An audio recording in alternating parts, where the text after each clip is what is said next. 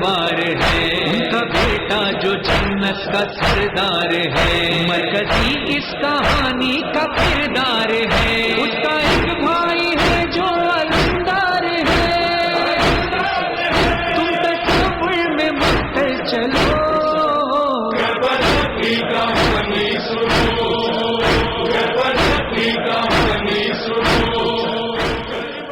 حسبنا اللہ ونعم الوکیل، نعم المولا ونعم النصیر، ما شاء اللہ لا حول ولا قوۃ الا باللہ العلی العظیم۔ رب اشرح لی صدری ویسر لی امری واحلل عقدۃ من لسانی یفقہوا قولی۔ اعوذ باللہ من الشیطان اللعین الرجیم، بسم اللہ الرحمن الرحیم، وبہ نستعین وہو خیر الناصر ومعین۔ الحمد للہ رب العالمین باری الخلائق اجمعین، الصلاۃ والسلام علی اشرف الانبیاء والمرسلین وعلیہ الطیبین الطاہرین المعصومین، سیما بقیت اللہ فی الارضین، روحی و ارواح العالمین لتراب مقدمہ الفداء، الحجت القائم المہدی الذی ببقائہ بقیت الدنیا وبیمنہ رزق الورا وبوجودہ ثبتت الارض والسماء۔ اما بعد، قال رسول اللہ صلی اللہ علیہ وآلہ وسلم، ان الحسین مصباح الہدیٰ وسفینۃ النجات۔ محترم و مکرم ناظرین و سامعین، ان دنوں یہ پروگرام داستان کربلا جب آپ کے سامنے پیش ہو رہا ہے تو ہم بات کر رہے ہیں اسیران آل رسول کے کوفہ میں موجودگی کے حوالے سے۔ کل تک جو بات ہوئی تھی وہ بازار کوفہ تک تھی، اور ہم نے یہ دیکھا کہ کوفہ کے بازاروں سے عام لوگوں کی متاثر ہونے کے ایسے ثبوت ملے کہ جن کا مشاہدہ پوری تاریخ میں کیا جا سکتا ہے کہ کوفہ کے وہ عام افراد کہ جنہیں عموماً کسی بھی سانحے سے کوئی غرض نہیں ہوتی، وہ اس مظلومانہ شہادت پر اور اس ظلم و ستم پر جو آل رسول کے ساتھ کیا گیا غمزدہ تھے، اور اس غم میں اتنے پریشان تھے کہ اپنے آپ کو نادم سمجھ رہے تھے، اپنے آپ کو قصوروار سمجھ رہے تھے، حتیٰ کہ یہ آوازیں دارالامارہ تک پہنچیں اور حکمران یعنی عبید اللہ ابن زیاد، جو انتہائی فاسق فاجر اور انتہائی سفاک اور ظالم ترین انسان تھا، اس نے محسوس کیا کہ اگر بازار میں آل رسول کو مزید ٹھہرایا گیا تو میرے خلاف ایک ہوا چل سکتی ہے، میرے خلاف بغاوت ہو سکتی ہے۔ اس نے فوری طور پر حکم دیا کہ ان اسیروں کو، ان قیدیوں کو دارالامارہ میں لایا جائے۔ دارالامارہ امیر کا مسکن، کوفہ کے حکمران کا دفتر، گورنر کوفہ کا بنیادی مرکز جو مسجد کوفہ کے ساتھ۔ عبید اللہ ابن زیاد، آپ اگر تھوڑا سا مطالعہ کریں تاریخ کا تو یہ عبید اللہ ابن زیاد کا بیٹا زیاد ایک انتہائی معروف ترین شاطر کردار تاریخ کا، کہ جس کے پیدا ہونے پر بہت سے لوگوں نے اس کی ولدیت کا دعویٰ کیا، اور آخر کار کئی سالوں کے بعد اسے اپنے پہلے باپ کی بجائے کسی اور باپ کے ساتھ منسوب کر دیا گیا۔ ہم دیکھتے ہیں کہ آل رسول کے دشمنوں میں حسب و نسب نام کی کوئی پاکیزگی نہیں، اور ہمیں وہ حدیث روشنی مہیا کرتی ہے کہ جس میں پیغمبر خدا صلی اللہ علیہ وآلہ وسلم یہ فرماتے ہیں کہ اے علی، آپ سے کوئی دشمنی نہیں رکھے گا مگر یہ کہ وہ نسب کے حوالے سے حرام زادہ ہو، اور آپ سے کوئی دوستی نہیں رکھے گا ہاں مگر جو حلال زادہ ہو۔ اہل بیت کی محبت اسی لیے دین کا حصہ ہے، اسی لیے ایمان کا حصہ ہے کہ یہ انسان کے صحیح النسب ہونے کی بھی علامت ہے۔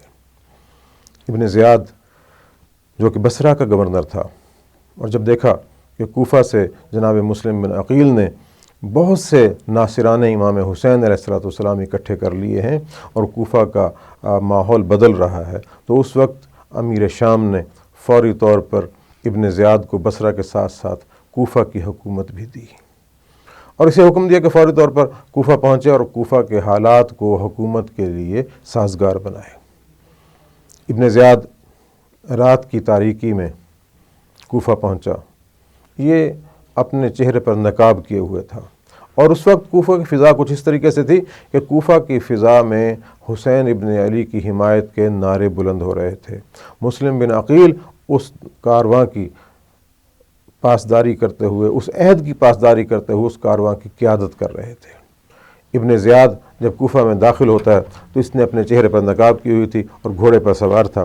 یقیناً شام کے وقت ایک اجنبی شخص آ رہا ہے، وہ چہرے پر نقاب کیے ہوئے، لوگ اسے شناخت نہیں کر سکتے، پہچان نہیں سکتے، لوگ سمجھے کہ شاید یہ حسین ابن علی آ رہے ہیں۔ لوگ اس کی طرف لپکے اور بڑھے۔ اس نے محسوس کیا کہ لوگوں کے دل امام حسین علیہ السلام کی حمایت میں ہیں اور لوگ منقلب ہو چکے ہیں۔ یہ سیدھا دارالامارہ پہنچا، اور دارالامارہ پہنچنے کے بعد اس نے تمام عمائدین کوفہ کو بلایا اور پھر اپنے چہرے سے نقاب الٹنے کے بعد کہا کہ دیکھو میں ابن زیاد ہوں۔ اور پھر اس نے وہ کارروائی شروع کی، وہ اپنی پلید اور ناپاک و نجس ترین سیاست شروع کی کہ لوگوں کو لالچ دے کر، لوگوں کو ڈرا کر، لوگوں کو دھمکا کر امام حسین علیہ السلام سے الگ کیا، جناب مسلم بن عقیل کو شہید کیا، بہت سے دیگر افراد کو قید کیا، جس میں مختار ثقفی کو اسی وقت ہی قید کر لیا گیا۔ جتنے بھی افراد امام حسین علیہ السلام کی حمایت میں تھے وہ یا روپوش ہو گئے یا انہیں قید کر لیا گیا۔ جو روپوش ہوئے وہ کسی نہ کسی طریقے سے پھر کربلا پہنچ گئے۔ بہر صورت یہ ایک چھوٹی سی بات تھی جو یہاں کرنا ضروری تھی۔ اب دربار میں تمام عمائدین بیٹھے ہیں، کوفہ کے تمام سرکردہ افراد ہیں، ہر قبیلے کی نمائندگی موجود ہے۔ وہاں پر اسیران محمد مصطفیٰ کو لایا گیا، دختران علی و مرتضیٰ کو لایا گیا، ان بچوں کو لایا گیا کہ جو دھوپ کی تپش اور سفروں کی صعوبت سہ سہ کر اتنے لاغر ہو چکے تھے کہ جن کی ہمتیں جواب دے چکی تھیں۔ بھوک و پیاس سے نڈھال، غم کے مارے ہوئے اس کارواں کو جب دربار کوفہ میں لایا گیا تو یہ دربار کے کونے میں بیٹھ گئے۔ ابن زیاد اپنے مقام پر انتہائی رعونت کے ساتھ بیٹھا ہے۔ جب اس کی نظر پڑتی ہے کہ دربار کے کونے میں ایک خاتون ہے جسے کنیزوں نے چاروں طرف سے گھیر رکھا ہے، نہ کنیزوں کے سروں پہ چادریں ہیں، نہ اس خاتون کے سر پہ چادر ہے، تو یہ پوچھتا ہے کہ یہ خاتون کون ہے؟ کوئی شخص جواب نہیں دیتا، یہ خاتون بھی جواب نہیں دیتی۔ یہ پھر سوال کرتا ہے، اس کے سوال کو پھر جواب نہیں ملا۔ جب تیسری مرتبہ سوال کرتا ہے کہ یہ خاتون کون ہے، تو ان کنیزوں میں سے ایک کنیز کہتی ہے کہ یہ مخدرہ عصمت زینب بنت فاطمہ بنت رسول اللہ ہیں، یہ علی و بطول کی بیٹی زینب ہے۔ اس لمحے یہ نابکار اور بد کردار شخص جناب زینب سلام اللہ علیہ سے مخاطب ہو کر کہتا ہے کہ دیکھا تمہارے بھائی کے ساتھ اللہ نے کیا کیا، تمہارے بھائی کے ساتھ اللہ نے کیا کیا۔ یہ جملہ ایک فکر بن گیا، یہ جملہ ایک نظریے کی بنیاد بن گیا، اور بعد میں اس پر بہت سا کام ہوا کہ جو بھی کرتا ہے وہ اللہ کرتا ہے، اور اللہ جو کرتا ہے وہ درست کرتا ہے، لہذا اس دنیا میں جو کچھ بھی ہو رہا ہے اس پر اعتراض نہ کیا جائے، اس کے خلاف اقدام نہ کیا جائے۔ یعنی ظالم کو اس انداز سے مدد مہیا کی گئی، ظالم کی اس انداز سے پشت پناہی کی گئی کہ ظالم کے ہر عمل کو، فاسق کے ہر کردار کو، اسلام دشمن کی ہر تحریک کو، اسلام دشمن کی ہر سازش کو خدا سے منسوب کر دیا کہ بس یہ ہم نے نہیں کیا، یہ اللہ نے کیا۔ اب اللہ کا کرنا کیا ہے؟ یہ اسلام کا الگ سے فلسفہ ہے۔ خدا کہتا ہے کہ ہم نے انسان کو فسق و فجور کی اور نیکی کی ہر شے کی ہدایت کر دی۔ انا ہدیناہ السبیل اما شاکرا و اما کفورا۔ کہیں فرمایا فالہمہا فجورہا و تقواہا، ہم نے فجور و تقوی کا اسے الہام کر دیا ہے، بتا دیا ہے کہ یہ نیکی ہے، یہ برائی ہے، اور پھر کہہ دیا کہ فمن یعمل مثقال ذرۃ خیرا یرہ ومن یعمل مثقال ذرۃ شرا یرہ، جو کوئی ذرہ برابر نیکی کرے گا وہ اسے پالے گا، جو ذرہ برابر برائی کرے گا وہ پالے گا۔ انسان کو اختیار دیا، انسان جو کام کرتا ہے اپنے اختیار سے کرتا ہے۔ جب انسان اختیار سے کام کرتا ہے تو تقدیر خدا اس کے عمل کے نتیجے میں وارد ہوتی ہے۔ مثال کے طور پر ایک شخص دوسرے انسان کو قتل کر دیتا ہے، اگر یہ قتل خدا نے کیا ہوتا تو پھر خدا اپنے نظام میں دیت و قصاص کا قانون نہ لاتا، جرم اس انسان نے کیا، اس جرم کے نتیجے میں اس کا سلسلہ زندگی منقطع ہوا. اب کسی بھی زندہ انسان کو موت خدا دیتا ہے. اسلام کے فلسفے کی باریکیاں عامت الناس میں اس انداز سے گڈمڈ کر کے پھیلائی گئیں کہ لوگوں سے کہہ دیا گیا کہ یہ جو حکمران وقت ہے جو کچھ بھی کر رہا ہے یہ خدا کر رہا ہے. اسی فکر کو اس جملے میں ابن زیاد نے پیش کیا کہ تم نے دیکھا تمہارے بھائی کے ساتھ اللہ نے کیا کیا. اس لمحے جناب زینب سلام اللہ علیہ جو مکتب رسول کی وارث تھیں، جو فکر رسول کی امین تھیں، وہ فرماتی ہیں ہاں جو تو کہہ رہا ہے اس کے بارے میں میرا نقطہ نظر کیا ہے کہ ما رأیت الا جمیلا، میں نے خدا کے ہاں جمال کے علاوہ کچھ نہیں دیکھا. اور یقیناً خدا نے ان بزرگواروں کے لیے شہادت کو چن لیا تھا، لہٰذا خدا نے انہیں شہادت مرحمت فرمائی اور انہیں شہادت کے اعزاز سے نوازا. اور اسے دوسری طرف آپ بیان فرماتی ہیں کہ تمہارے بدکماش اور بد کردار بھیجے ہوئے ظالموں نے انہیں شہید کر دیا. یعنی جرم تمہارے نام لکھا گیا، ان کی بزرگی خدا نے انہیں عطا کی. عزیزان محترم، واقعہ کربلا اسلام کے فلسفے کو واضح کرتا ہے، اسلام کی فکر کو واضح کرتا ہے، اسلام کی سوچ کو واضح کرتا ہے کہ معاشرے میں بد سوچ پھیلا دی گئی، معاشرے میں اسلام کی فکر کو مسخ کر دیا گیا، لوگوں نے اسی فکر کو اپنا لیا. یہ خانوادہ رسول کی کرامت تھی، ان کا احسان تھا اور احسان ہے کہ انہوں نے قرآن کی تشریحات کو، اسلام کے احکام کو، اسلام کے فلسفے کو، اسلام کے نظریات کو لوگوں کے سامنے اس لمحے بھی واضح کیا کہ جو ان کی اسارت کا دور تھا، ان قید و بند کا دور تھا، صعوبتوں کا دور تھا. دربار میں تمام افراد بیٹھے ہیں کہ جس وقت عبید اللہ بن زیاد امام حسین علیہ السلام کے حوالے سے اپنے گستاخانہ تاثرات دیتا ہے، آپ کے سر مبارک سے گستاخی کرتا ہے اور آپ کے دندان مبارک پر چھڑی لگاتا ہے اور تنزیہ طور پر کہتا ہے کہ حسین تمہارے لب کتنے اچھے ہیں. اسی لمحے عبداللہ ابن عفیف اسدی اٹھتے ہیں اور کہتے ہیں اے نابکار، اے مرجانہ کے بیٹے، اس چھڑی کو ہٹا لے. میں نے کئی بار اللہ کے رسول کو ان ہونٹوں کو چومتے دیکھا ہے.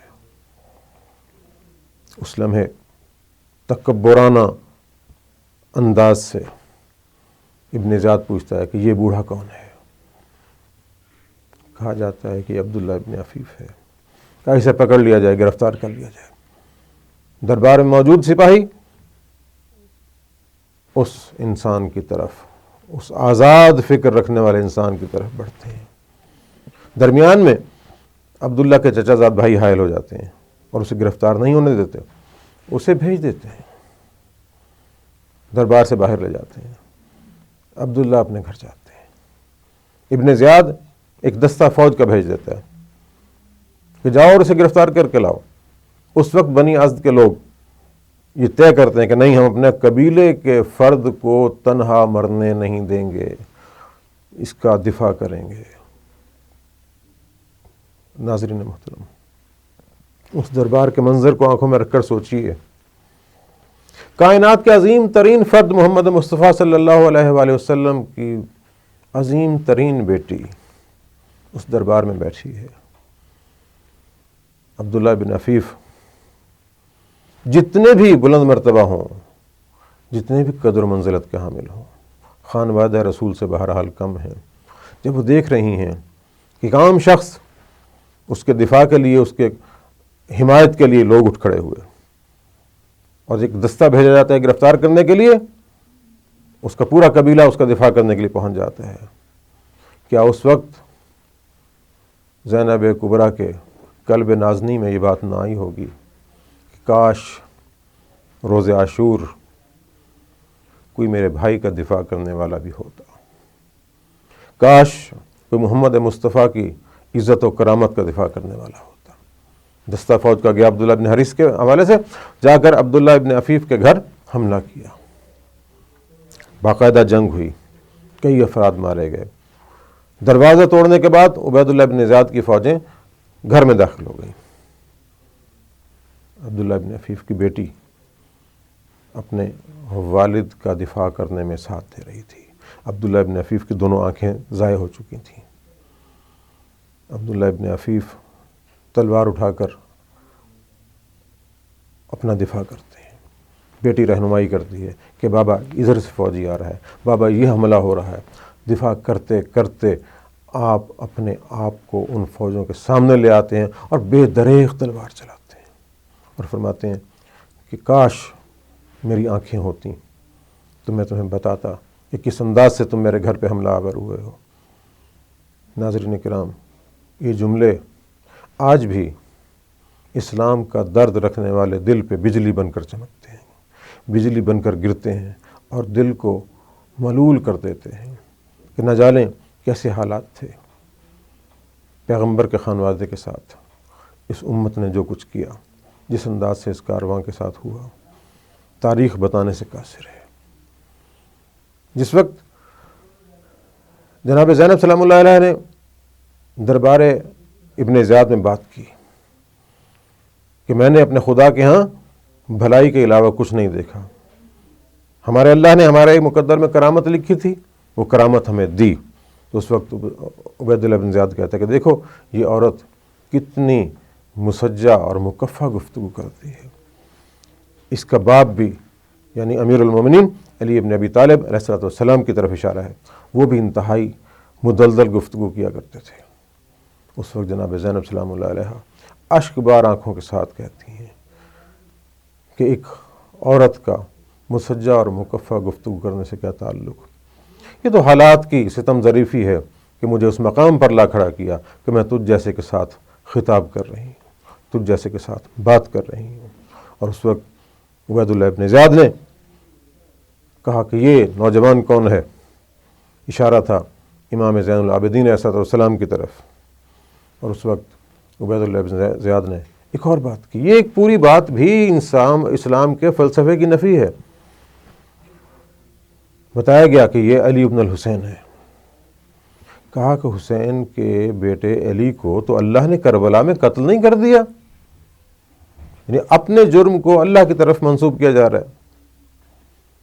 اس وقت آپ فرماتے ہیں کہ ہاں وہ میرا ہی بھائی تھا، میرا ہی ہم نام تھا، اس کا نام بھی علی تھا، اسے تیرے بھیجے ہوئے سپاہیوں نے کربلا میں قتل کر دیا۔